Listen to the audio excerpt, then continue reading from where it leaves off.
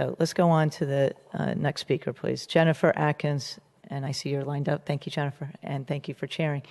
Judy Coleman, Elizabeth Schilling, Bert Ely, Paul Gilbert.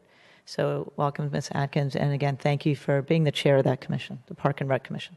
Good morning, Madam Mayor and members of the City Council. This morning, as we speak here, T.C. Williams seniors are getting their diplomas. It's an exciting time full of promise and potential. They have a vision for their lives and they are setting their priorities. There is promise and potential in this room too. And there is a desperate need for vision and priorities.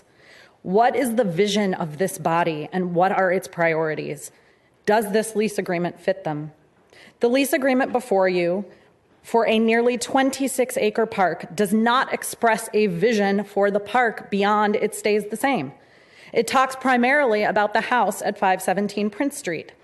Preserving the house is a great thing, but must that preservation happen only at the expense of foregoing opportunities at Cameron Run until today's graduates are in their late 30s?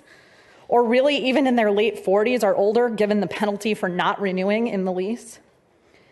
In exchange for 20 more years at Cameron Run, Nova Parks has offered 2,000 one-time use passes to the water park for children and city-run programs. And they've agreed to protect the existing natural areas in consultation with the city. There is no doubt that these are good things. They're great things. But those are the only conditions related to the property and to the leased property.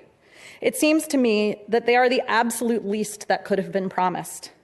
There are many improvements that could be made or programs that could be offered that would directly benefit the residents of the West End area and the entire city. Where is the vision for what this park could be?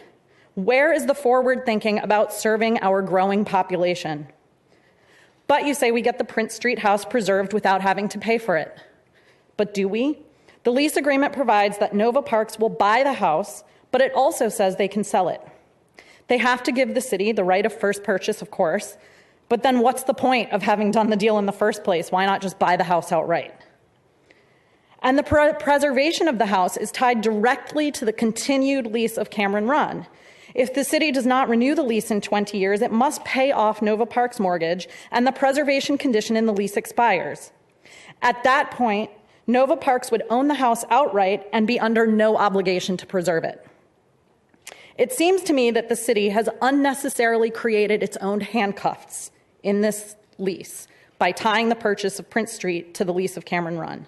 What this lease essentially says is that we are willing to hold 26 acres hostage in perpetuity to preserve this house.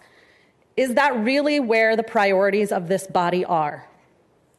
I urge this body to think very carefully about whether the trade-offs in this agreement are worth it.